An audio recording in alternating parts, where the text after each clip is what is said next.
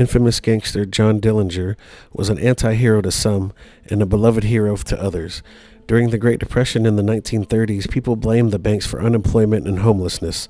Dillinger and his gang robbed several banks and were successful because banks and law enforcement weren't equipped to deal with such problems back then. They didn't have fast enough cars or guns to match the criminals' arsenal. In this video, I'm going to go over a few things about John Dillinger and show y'all locations relevant to the famous gangster. If you haven't already, please hit the subscribe button before we get started. John Dillinger was born on June 22, 1903 in Indianapolis, Indiana. He was born at his parents' house, which was located at 2053 Cooper Avenue on the east side of Indy, which now has just been torn down, because of highway construction. His mother died when he was only 3 years old, so he was raised mostly by his older sister. John and his father would never really get along, and he was described as a bully in school, but wouldn't really get into crime until his later teen years. The Dillinger family homestead was located at 456 Northridge in Mooresville, Indiana. He dropped out of school and would eventually join the Navy in 1924, but was dishonorably discharged after only a few months. In September of 1924, he was caught trying to hold up the local Mooresville grocery store. He would serve almost a decade in the Indiana State Prison. While incarcerated, he learned the craft of bank robbery from his fellow inmates.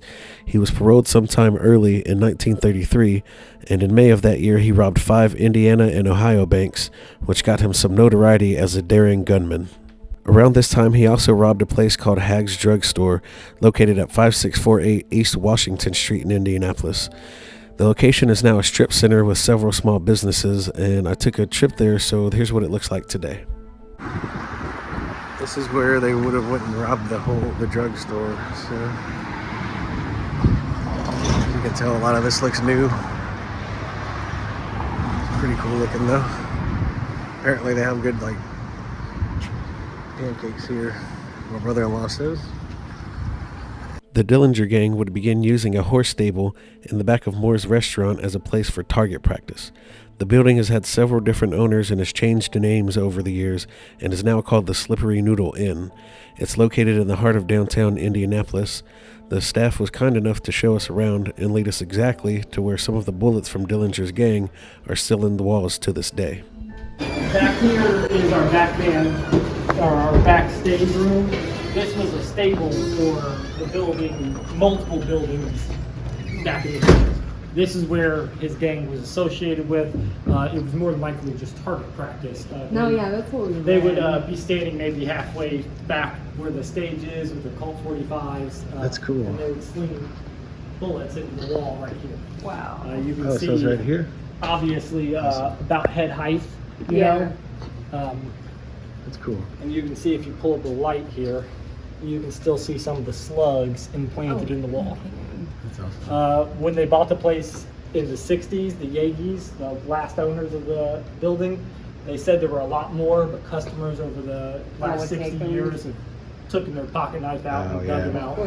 They said they've even found them on eBay, like slugs like that. Oh, no. I wouldn't want to do that. Of course they do. So this is where the band's play and stuff, huh? Yeah, so we run 2 bands. It's like a blues club, right? Yeah, blues club. We run 2 bands. When the back's open, we'll run one in the front and one in the back.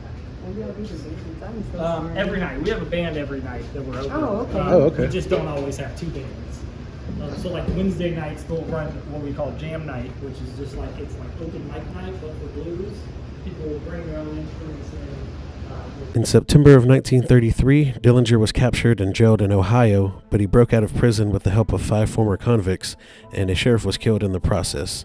The Dillinger gang would go on to rob more banks in Indiana and Wisconsin before fleeing to Tucson, Arizona, where they would be captured by local police. Dillinger was extradited to Indiana, where he was put in the Crown Point jail that was said to be escape-proof. On March 3, 1934, he still managed to escape by carving a piece of wood from a washboard into a pistol shape and blackening it with shoe polish to make it look like a real handgun. Over a dozen guards feared for their life as Dillinger forced his way past them with a fake gun. He escaped by taking a sheriff's car to get away and drove it to Chicago, which was considered a federal offense since he took a stolen vehicle across state lines. Subsequently, the FBI would begin a manhunt of their own. Over the course of a year, the Dillinger gang had managed to rob a total of 24 banks, as well as 4 police stations. Rumor had it that John Dillinger had plastic surgery work on his face so people wouldn't recognize him in public. Several people were killed by his gang, and he would barely escape several FBI entrapments and shootouts. That was until he was gunned down on the night of July 22, 1934.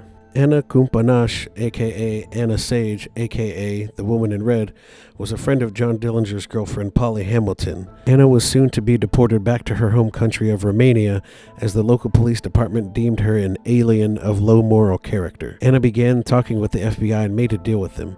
She promised to give them John Dillinger in exchange for them to not deport her. She told authorities that they would all be going to see a flick at the Biograph Theater in Chicago. FBI agents and local Chicago police set up all around the theater, awaiting Dillinger's exit after the movie showing. As he came out, he was pursued by FBI agents that began shooting at him as he was running away. He was hit 4 times with the fatal bullet going through the back of his head and out the front of his face just beneath the right eye. He was officially pronounced dead at the Alexian Bethel Hospital. His body would be displayed publicly at the Cook County morgue, and death masks were made as well. John Dillinger was buried at the Crown Hill Cemetery in Section 44 in Indianapolis, and this is how you find his grave. So once you find the section, you just come down this way. He's buried pretty much next to his family. They have their whole own plot over here as a family plot. It's pretty nice. And having fun up here in Indianapolis this weekend. Me and my wife traveled up here to visit the in-laws, and they've been very helpful in helping find locations and everything. So it's been quite a ride, but here we are. It's a beautiful, beautiful day out as well. So here is the main marker here. Just the whole family stone here, and then on the other side is where they're actually buried here. So right here we got Lizzie Fields Dillinger, then John Dillinger Sr., which was his dad. We got Molly Dillinger, and the gangster we all know, John Dillinger, right there. Yeah, if you're ever in the Indianapolis area and want to visit, this is where it's at. So, to this day, there is speculation on whether or not John Dillinger was actually killed that fateful night in 1934, and some believe he's not actually buried at his gravesite. After his body was examined, the autopsy report went missing for 50 years and would be found at the Cook County Medical Examiner's office inside a brown paper bag. Some of the minor details on this report didn't match John Dillinger, and in 2019, some family members wanted to have his body exhumed, and the other members of the family heavily disagreed. It all started this summer when Dillinger's nephew, Mike Thompson, was searching for answers about who's really buried here in this plot. We spoke to him before today's decision. I just want the answers for the truth.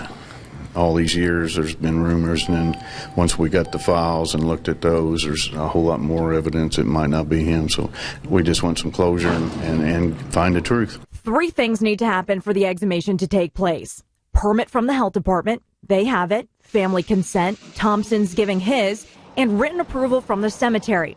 And that was the key issue at today's hearing. In court, the attorneys representing Crown Hill gave 3 reasons for why they don't want it to happen. Disruption to the solemnness of the cemetery, damage to nearby graves, and not all family members agree. The dead should be left alone. My grandfather, as I said a couple months ago, bought this plot, laid it out as he intended, and it should be left alone.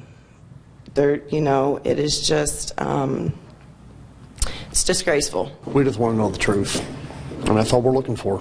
So, let's hope Crown Hill comes to their senses and lets us do what we're looking for. Thompson's attorney says a fight like this is unusual. And consent is routinely given. It's a very informal process, 100% of the time until this particular case. As for what's next in all of this, some of Dillinger's family members still want the exhumation to happen, but now they're looking for a way without getting Crown Hill's consent. Alyssa Raymond, Channel 13 Eyewitness News. Do you believe John Dillinger was actually killed and buried? Comment on this video and let me know your thoughts. I'll see y'all in the next video, and until then, take care, be safe, and I'll see you at the next grave.